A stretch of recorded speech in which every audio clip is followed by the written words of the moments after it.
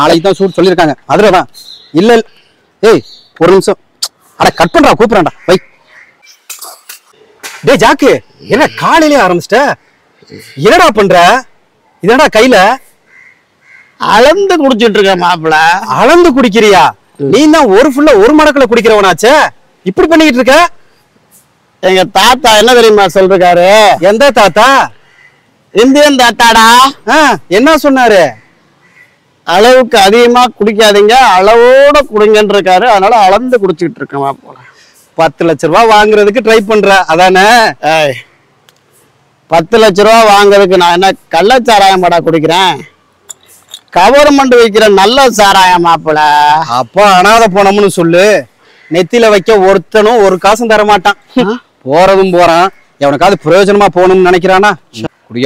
அந்த கருமத்தையே குடிச்சு தொலைக்கலாமோ? 10 லட்சமாவது கிடைக்கும்.